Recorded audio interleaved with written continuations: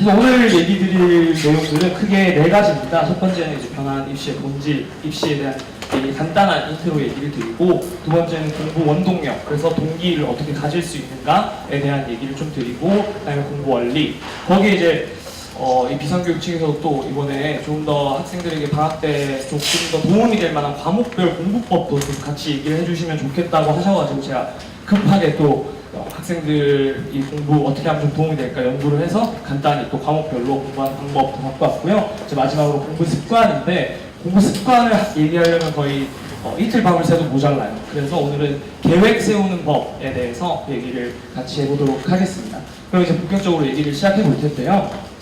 최근에 뭐 이런 얘기들이 굉장히 많았죠. 그래서 결과적으로는 크게 변하지 않았어요, 입시제도. 그럼 굉장히 혼란스러운, 많은 분들이 좀 혼란을 느끼고 어떻게 뭘 해야 되나 이런 것들에 대한 좀 고민이 많으실 텐데, 저는 그렇게 생각해요. 제가 제 자랑을 하자면 중학교 때, 고등학교 때 저나 제 친구들, 공부를 좀 잘한다는 친구들, 그리고 제 부모님이나 사실 입시제도가 어떻게 변하는가에 크게 신경을 안 썼어요.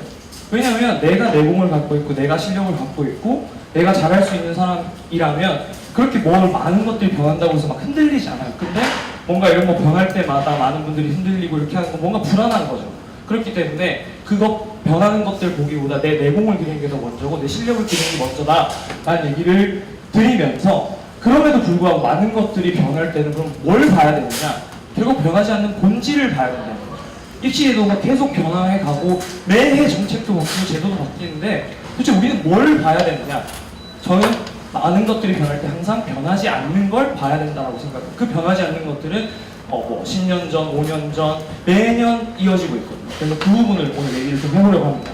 그래서 오늘 이 본질에 대한 얘기를 좀 구체적으로 어떻게 하면 이제 얘기를 드릴 수 있을까 고민을 하다가, 제가 생색을 좀 내자면 최초 공개 비슷한 건데, 제가 이제 세 번째 책을 이제 올 말에 출간할 예정인데, 그 책이 이제 그 서울대 국마스터 100일의 체크리스트라고 해서, 제가 지금 학교에 있다 보니 서울대 안에서, 특히 서울대 안에서도 좀 좋은 성과를 거둔 친구들, 예를 들어서 의대를 그 편입으로 해서 4관왕을 했다거나 고시를 붙었다거나 어떤 로스쿨에 다닌다거나 이런 친구들 한 100명 정도를 제가 이제 만나서 인터뷰를 했어요. 그래서 그 친구들이 구체적으로 실제로 이제 공부를 하면서 공부 원동력, 공부 방법, 공부 습관에서 구체적으로 했던 체크리스트들을 오늘 좀 얘기를 같이 드리려고 해요. 그래서 그 부분을 이제 잘 기록하셨다가 잘 실천을 해보면 좋을 것 같고요. 제가 마지막에 또 얘기를 드릴 건데, 혹시 이제 필요하신 분들은 저가 이따 이메일 주소를 알려드릴게요. 그래서 쭉 내용들을 다 한번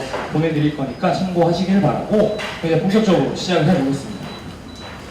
첫 번째, 공부 원동력에 대한 얘기인데, 저는 이제 학생들과 멘토링이나 상담 이런 것들을 지금 한 4년째 하고 있어요. 그러면서 굉장히 많은 것들을, 제가 몰랐던 것들을 배웠고, 학생들에게 어떻게 하면 동기부여를 해줄 수 있을까, 어떻게 하면 어떤 의욕을 가지고 꼭 공부가 아니더라도 자기 나름대로 목표를 세울 수 있게 만들어줄 수 있을까라고 생각을 했을 때, 이제 지나고 보니 크게 그 학생들 동기를 가질 수 있게 하는 것은 두 가지예요. 첫 번째는 할 수 있다라는 마음과, 두 번째는 하고 싶다라는 마음인데, 이 두 가지를 나눠서 제 얘기와 함께 좀 해보도록 하겠습니다. 우선 네, 혹시 이거 아직도 하는 친구들 있나요? 이건 제가 초등학교 무려 4학년 때, 3학년 때 호랑이가 담배 피던 시절에 하던 건데, 제가 이거 직접 집에서 찍어온 거예요. 이 포켓몬 스티커, 여러분들이 스마트폰으로 포켓몬을 잡으시는데, 저는 이제 그 당시에 빵을 먹은 포켓몬 스티커를 줬어요. 그래서 그걸 엄청 열심히 먹어가지고 아마 저 그림 정도까지 다 붙일 수 있을 거예요, 빼곡히 붙이면. 그리고 이제 밑에는 이제 유리한 카드인데, 저희 집에 6,300장 정도 있어요. 용돈을 무려 2년간 용돈 이거 다 털어가지고 한 10년 뒤에 팔면 이제 좀 돈이 될지도 모르겠는데, 보통 이제 제가 이런 것들을 거의 한 달에 한 번씩 유행을, 저희 학교의 유행을 제가 거의 주도하는 학교의 GD 같은 존재였어요. 왜냐면 제가 예를 들어 딱지를 갑자기 딱 치고 싶어요. 그러면 딱지를 이제 들고 가면 그 다음 날이면 저희 반 애들이 딱지를 치고 있고, 일주일이면 전교생이 딱지를 치고 있었어요. 거의 학교에서 그 소문난 말썽꾸러기였거든요. 그러다 보니까 저는 공부라는 걸 해본 적이 없었고, 초등학교 6학년 때까지 학원을 단 한 번도 다닌 적이 없어요. 저희 어머니가 저를 학원에 보내야겠다고 생각을 하신 적도 없었고, 딱 한 번 다닌 적이 있어요. 수학학원이었거든요. 근데 왜 다녔냐면 저희 어머니 아버지 맞벌이를 하셔가지고 이제 집에 제가 혼자 있으면은 막 얘가 뭐 아무것도 안 하니까 학원을 보내야겠다 했는데 제가 안 간다고 때를 쓰다 거기를 딱 데려가서 제가 등록하자고 했더니 아무 말 없고 등록을 했어요. 왜냐하면 그 학원에 옆에 PC방이 있어가지고 게임을 마음껏 할 수 있게 돈 안 내고 해준다고 해가지고 제가 갔는데 근데 그 정도 공부라는 걸 해본 적이 없어서 제가 6학년 때 시험을 마지막으로 쳤을 때 점수가 기억이 나는데 대략 한 수학이 평균 80점 정도 학년 평균 저희 때는 뭐 중간고사 기말고사 다 있었으니까 등수도 나왔고 근데 80점 중에 무려 27점을 받았어요. 제가 보통 중고등학교 가는 거면 그거 잘한 거 아니에요? 막 이런 친구들도 있는데 27점 정도 받아가지고 등수로 치면 한 400명 중에 380등? 그래서 이제 저는 적어도 마킹을 하고 잤거든요. 마킹을 할 때 이게 찍을 때 1번으로 쭉 찍으면 제일 점수가 올라가요. 근데 이제 뒤에 20명은 아예 OMR 마킹을 하고 이름 안 쓴 친구들, 뭐 이런 친구들이어가지고 제가 시험을 치면 이랬어요. 시험에 아는 게 3개가 나왔어요. 학번, 이름, 반. 이 정도로 이제 공부라는 걸 제대로 안 했었는데 이제 그런 저한테 공부를 하게 된 계기가 생겼어요.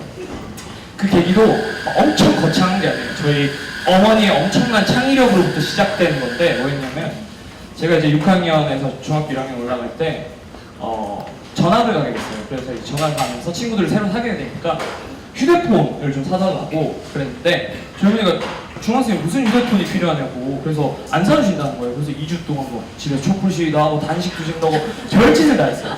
끝끝내 안 사주신다는 거예요. 그래가지고 진짜로 제가 아예 집에서 저희 저금통에 한 7,000원 정도 있었는데 그거를 다 털어서 그 학교 앞 문방구에서 불량식품을 이제 7,000원치 샀어요. 사재기를 해가지고 가방에 쌓아두고 한 3일 정도 진짜 엄마가 해주는 밥을 안 먹었어요. 그랬더니 역시 이 자식 있는 부모님 없으시다고 제 어머니가 이제 협상을 하자. 그래 좋다. 협상을 하자 이러시더라고요. 그래서 알겠습니다. 갔더니 저한테 그러시더라고요. 지난 시험 마지막 등수가 몇 등이었지? 그래서 제가 380을 자랑스럽게 적었죠. 근데 저희 어머니가 거기서 연필을 하나 들고 오셔가지고 아주 깔끔하게 8과 0을 지우셨어요. 예. 그리고 저한테 네가 중학교 첫 시험에서 전교 3등을 하면 380등인 저한테 무려 3등을 하면 네가 원하는 휴대폰, 원하는 교문제 심지어 무제한으로 해주겠다. 그래가지고 혹했죠. 근데 사실 말이 안 돼요. 배치 구성한 2달 있었으니까 2달 남았으니까 2달 만에 그런 등수를 만들었는데 말이 안 되잖아요. 그래서 이걸 어떻게 해야 되지 했는데 저희 어머니가 다음날 방문 앞에 더 이상의 협상은 없어. 저거 붙여놨어요. 요새 친구들 말로 빼박 캔트죠.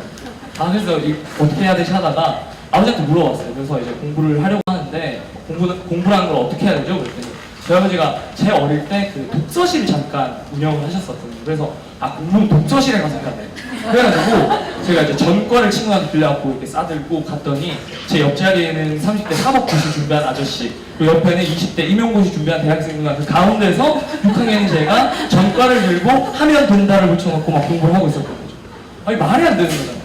근데 그 휴대폰이 너무 갖고 싶어요. 그 당시에 또 이제 좋아하던 여학생이 있어가지고 그 친구랑 문자를 하겠다는 일념하에 이제 그 여학생 사진을 붙여놓고 처음으로 이제 아침 한 9시부터 저녁 6시까지 이제 공부를 시작했어요. 그래서 아버지가 뭐 다른 거 필요 없이 그냥 전과를 딱 10번만 보면 된대요. 그걸 다 10번만 보면 다 외울 수 있대요. 그래가지고 2달 동안 그 휴대폰 하나를 갖겠다는 일념으로 이제 공부를 시작했어요. 근데 참 기적같이 또 다행히 친구들이 배치고사 준비는 별로 안 했더라고요. 선행학습하느라 배치고사 공부 안 했어요. 그래서 딱 전교 3등을 했어요. 신기하죠. 네. 그래가지고 이제 이 휴대폰을 제가 그 당시에 굉장히 사랑했던 김태희 씨가 광고하던 물론 이제 그녀는 떠났지만 저는 이 휴대폰을 갖게 됐습니다.